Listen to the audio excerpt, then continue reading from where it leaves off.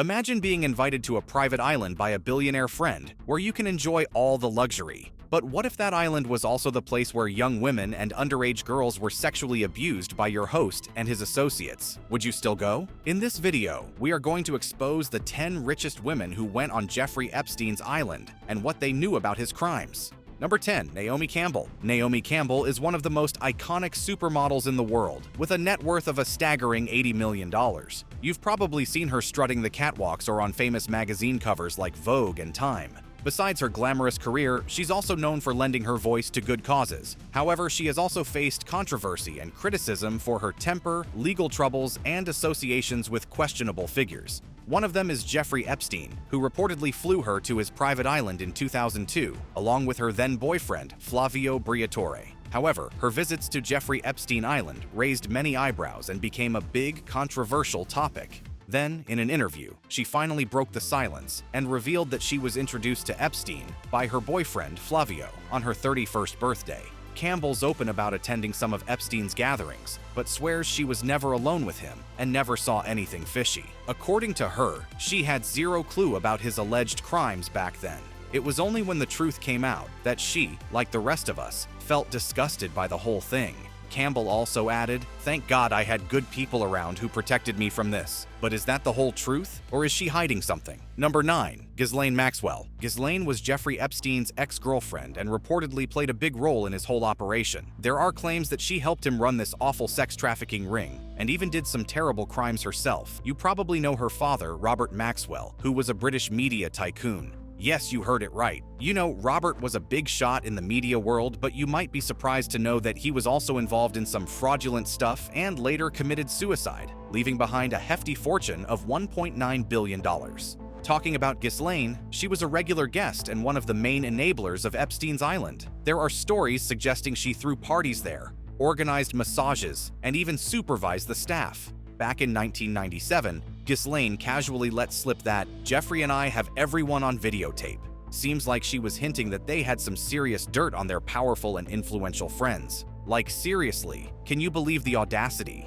Then finally, in December 2021, she was declared guilty on 5 out of 6 charges, including one for trafficking a minor. Currently, the 62-year-old woman is waiting for her trial in a New York jail, and she still denies that she's guilty of any of these charges. Number 8. Kiki Doe. Kiki Doe, a brave survivor of Jeffrey Epstein, once led a life quite different from the one she shares today. Back in 2004, she was a young 19-year-old former model drawn into Epstein's web by one of his associates for a so-called massage. Little did she know it would turn into a traumatic experience as Epstein sexually assaulted her. During that massage session in Epstein's New York mansion, things took a dark turn, leaving Kiki traumatized. Fast forward to December 2021, and she bravely testified against Ghislaine Maxwell. You might have caught her story in the documentary series Surviving Jeffrey Epstein, where she revisited the haunting scene. And I took my clothes off. He began to touch me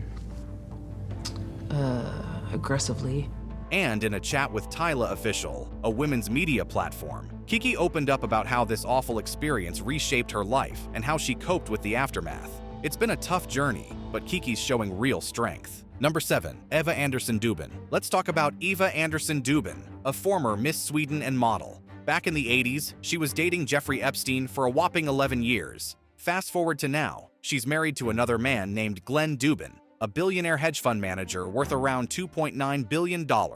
What actually happened was that, despite breaking up, Eva and her husband remained friends with Epstein. Not just that, they even made several trips to his island. What makes it even more intriguing is that these visits happened after Epstein's conviction in 2008. Now, it raises eyebrows about why seemingly ordinary people were allowed on a pedophile island. Anderson Dubin says she didn't know anything about Epstein's crimes and saw him only as a friend and mentor. But there's a big question mark. How does she explain staying close to a known offender? And what was the deal behind their friendship? Quite suspicious, isn't it? Number 6. Nadia Marcinko. Nadia Marcinko, also known as Nada Marcinkova, the founder and CEO of Avaloop, a company valued at $20 million and focused on flight training and aviation services, was reportedly introduced to Epstein's world at a shockingly young age by her parents in Yugoslavia. Shockingly, Nadia was just 15 years old at the time. Now, there are some rather serious rumors about her being labeled Epstein's Yugoslavian sex slave. However, it's important to note that these claims lack concrete evidence, and her family strictly denies any involvement in placing her in such a situation. Meanwhile, Marcinko herself insists she's a victim in all of this and had no part in abusing other girls. What do you think? Number 5. Sarah Kellen. Now, there's this woman named Sarah Kellen who used to work as an assistant and recruiter for Jeffrey Epstein. She began working for Epstein in 2002 and quickly became a crucial part of his operation. Interestingly, she's married to Brian Vickers, a former NASCAR driver and ESPN analyst with a hefty net worth of $5 million. They live in a luxury apartment in New York City and even run an interior design business. It's said that Sarah was a frequent visitor to Epstein's island, and there are rumors that she arranged the massages during which Epstein abused his victims. However, despite all this, Sarah hasn't faced any criminal charges, but she seems curious to see whose names come out in court documents recently revealed. These papers are part of a lawsuit in which one of Epstein's victims, Virginia Roberts Giuffre, sued Ghislaine Maxwell. Number 4. Ruslana Korshunova. You might already know her as the Russian Rapunzel. In 2008, this famous supermodel tragically took her own life. But did you know she had a connection to Epstein's island? Ruslana, like many models, moved to New York to pursue her career, getting discovered at just 15 and quickly becoming a sensation in the fashion world. In 2006, at 18, she was one of the teenage girls who flew on Jeffrey Epstein's private jet, the Lolita Express, to his private island. Unfortunately, 2 years later, in 2008, Korshunova took her own life by jumping from the 9th floor of her Manhattan apartment. Her death shocked the fashion industry, leaving questions about why such a successful and beautiful person would end her life like this. Number 3. Sarah Ransom. Sarah Ransom, another victim, went through a tough time in 2006 as a survivor of Jeffrey Epstein's sex trafficking. She recalls arriving at Epstein's private island and revealed, yes, all of the outfits there were clothes that were provided on the island by Jeffrey Epstein, which were all Victoria's Secret clothing, bikinis, nightwear. When Ghislaine herself, by her own hand, forced me into Jeffrey Epstein's room to be raped. Luckily, Sarah managed to escape from the island and later sued Epstein and his former girlfriend, Ghislaine Maxwell, for damages. She even wrote a book about it, Silenced No More: Surviving My Journey to Hell and Back, in which she detailed her traumatic experiences. Something similar happened to the next woman on our list.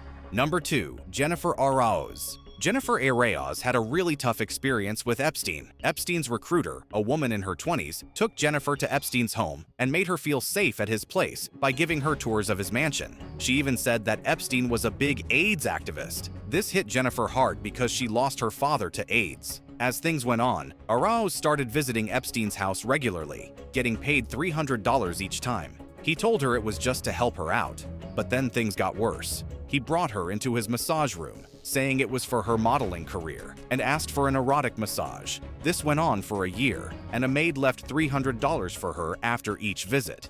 The situation took a dark turn when Epstein allegedly raped her in his massage room. That was the last straw for Arauz, and she didn't go back after that.